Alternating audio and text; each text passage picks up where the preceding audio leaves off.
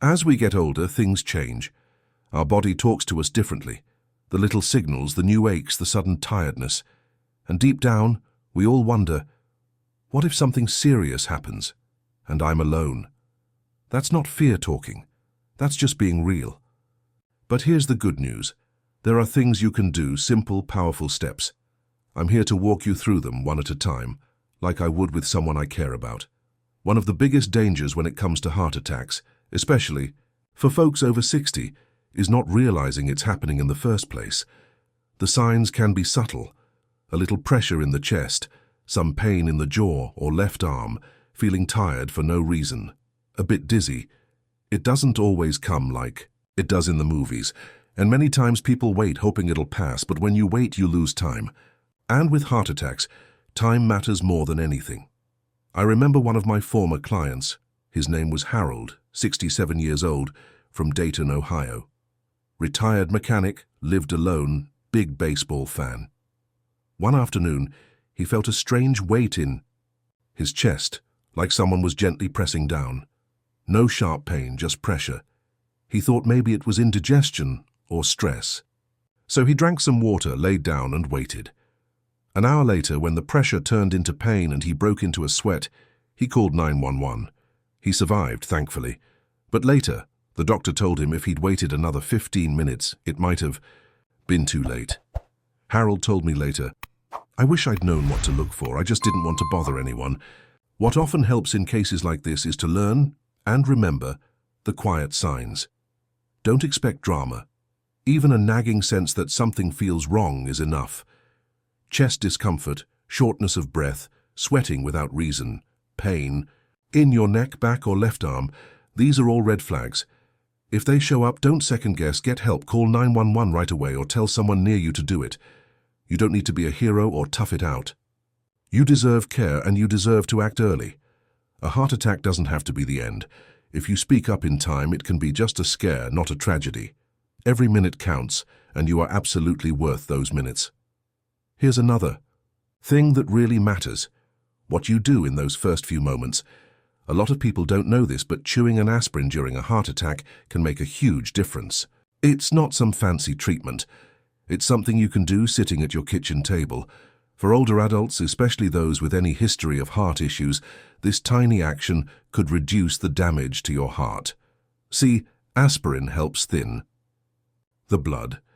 And during a heart attack, your blood isn't flowing right.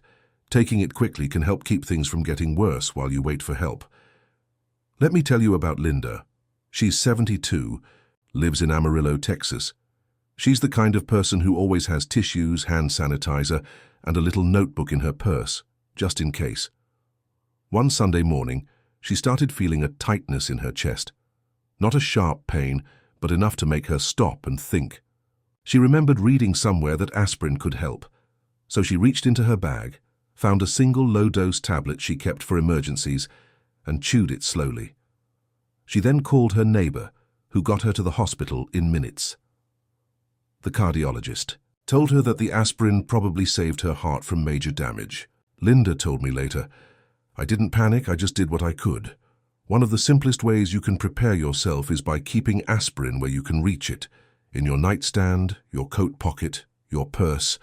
And if you ever feel symptoms, like pressure in your chest, sudden shortness of breath or pain spreading to your arm, chew, don't swallow whole, 1 adult-strength aspirin or 2 low-dose tablets, but only if you're not allergic and your doctor hasn't told you to avoid. A little pill can carry a lot of peace of mind. You're not helpless in a crisis. Even small steps count. Keeping aspirin nearby isn't about fear, it's about readiness. You matter enough to be ready. Another thing I always recommend: make it easy to reach out for help when something's wrong. Even simple decisions feel heavy. And when you're in pain or scared, your memory isn't as sharp. That's why having emergency numbers clearly written down isn't just a good idea. It's a lifeline, especially for older adults. Living alone, the seconds you waste searching for a phone number could mean everything. It's not about being dramatic. It's about being prepared in a calm, steady way that helps you stay in control. There was a man I worked with a few years ago, William, 75, from Rochester, New York. Lived in a small one-bedroom apartment. Loved gardening, didn't have family nearby. One morning he felt lightheaded and had a strange heaviness in his chest. His phone was in the kitchen, but his legs felt weak. Luckily, months earlier, his daughter had written 3 names and numbers on a piece of paper and taped it to the refrigerator: 911, her cell, and the neighbor across the hall. William pulled himself over to the fridge, read the paper, and called the neighbor, who got him help in time. Later, he told me, I wouldn't have remembered her number if it weren't right there. What often helps is taking 5 quiet minutes to write out your emergency contacts, large, clear letters. Include 911, your doctor, 1 or 2 family members or neighbors you trust. Put that list on your fridge, next to your phone, even on your walker or in your wallet. Make sure it's visible and easy to find, not hidden in a drawer. You don't need to have it all in your head. You just need to have it within reach. Being prepared doesn't mean expecting the worst. It means giving yourself the tools to handle anything, calmly and confidently. One thing people forget: your breathing can be your best ally. When your chest tightens or your heart starts racing, your first instinct might be to panic, and that's natural. But panic makes everything worse. It speeds up your heartbeat, raises your blood pressure, and makes it harder to think clearly. For older adults, especially those living alone, learning how to slow your breath during a crisis can buy you precious minutes and bring your body into a calmer state. It's not magic, it's biology. Your breath is one of the only things you can control in that moment, and it can help you stay grounded until help arrives. I'll never forget Martha, 68 years old, from Sarasota, Florida, a retired school teacher with a gentle voice and a soft spot for jigsaw puzzles. One evening, she felt a strange pressure in her chest while cleaning up after dinner. She started to panic, thinking, "What's happening to me?" But then she remembered a breathing technique she'd learned in a community health class. She sat down, closed her eyes, and slowly inhaled through her nose for 4 seconds, then exhaled through her mouth for 6.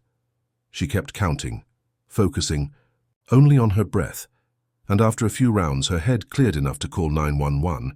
Later she told me, "It was the breathing that helped me feel like I wasn't losing control." One of the easiest ways to support your body during a scare is by practicing calm breathing ahead of time. Try this. Sit in a chair, breathe in through your nose for a count of 4, then out through your mouth for 6. Do it once a day, even just for a minute.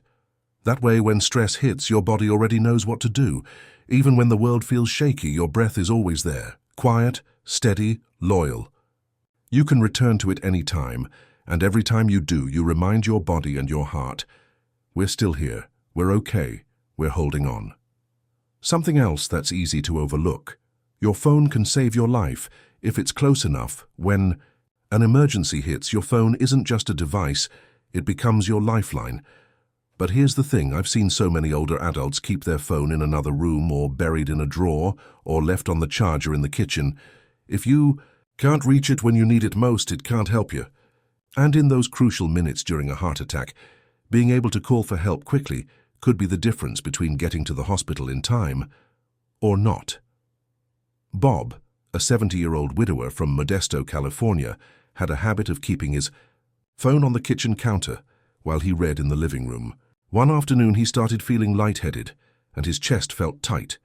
He tried standing up, but his legs wobbled. The phone was just 10 steps away, but those steps felt like a mile. He barely made it before collapsing into a chair, dialing, trying to move with shaking fingers. After he recovered, he told me, "If I'd had it in my pocket, I would have felt safer. I won't make that mistake again." What helps most is making sure your phone is always within reach, but in your pocket, beside your chair, on a lanyard if that's easier for you. And take a few minutes to learn how to use your phone's emergency features. Most phones let you call for help even when locked. You can also add ice in case of emergency contacts to your screen, so others can help if you can't speak. You don't need fancy apps or gadgets. Just keeping your phone close and ready is one of the simplest ways to protect yourself. It's not about being glued to a screen. It's about staying connected to the help you might one day need. Here's a small but important thing: how you position your body can really help. When your chest starts hurting or you feel lightheaded, Your first instinct might be to lie down, and sometimes that's okay. But for many older adults, lying flat during a heart episode can actually make things harder for your heart. It can affect your breathing and make your blood pressure drop more quickly. That's why knowing how to position yourself safely, without panicking or making sudden moves, is one of those quiet, powerful things that can support your body when it's under stress. I once worked with a man named Joseph, 76, from Boise, Idaho. He'd had a heart episode a few years back and was scared it would happen again. One day, while watching TV, he felt a tight squeeze in his chest and got dizzy. His first reaction was to lie all the way down on the floor, but then he remembered what we'd practiced together. He stayed calm, slowly sat upright on the couch, leaned slightly forward, and focused on breathing. That position helped his heart work with less pressure, and he was able to call 911 before things got worse. Later he told me, "I didn't think sitting up would matter so much, but it did." One of the easiest ways to help your body in a moment like that is to gently sit down, preferably in a sturdy chair, and lean forward a little while, supporting your chest or arms on your knees. Avoid lying flat unless you're told to by a professional. Stay still, breathe slowly, and wait for help. Your body wants to protect you, and small things, like the way you sit, can make a big difference. You don't have to fight it. You just need to give it a little support, like a friend holding your hand in a storm. And here's one more thing I always say. The best time to prepare is before anything happens. Nobody wants to think about emergencies, especially not something like, say, heart attack. But here's the truth I've learned over the years. The people who get through scary moments with less panic and more control are the ones who thought ahead, just a little. Having a few basic things ready doesn't mean you're living in fear. It means you're giving yourself the best possible chance if life ever throws you a curveball. Take Frank, for example, 69, retired bus driver from Tulsa, Oklahoma. He was the kind of guy who always kept jumper cables in his car and an extra flashlight in the garage. After one of his neighbors had a heart scare, Frank decided to put together a just-in-case kit: aspirin, emergency numbers, his doctor's info, and a note with heart attack symptoms written out in big letters. He taped it inside his kitchen cabinet and told his wife exactly where it was. Months later, when he started feeling chest pressure, his wife didn't freeze. She followed the steps. By the time paramedics arrived, they were already ahead of the game. Frank later said, "It felt like we were ready, not afraid." One of the most helpful things you can do right now is put together a small emergency folder or kit. Include your medications, a list of symptoms, simple instructions, and contact numbers. Store it somewhere easy to see, and talk about it with your spouse, your kids, even your neighbor. Preparation isn't worry, it's kindness to your future self. It's a quiet promise that says, if this ever happens, I've got my own back. You deserve that kind of care. You really do. If you've made it this far, that means you care about your health, your future, and your peace of mind, and that matters more than you know. Tell me in the comments which tip stood out to you most, or share something you've learned. Your words might help someone else.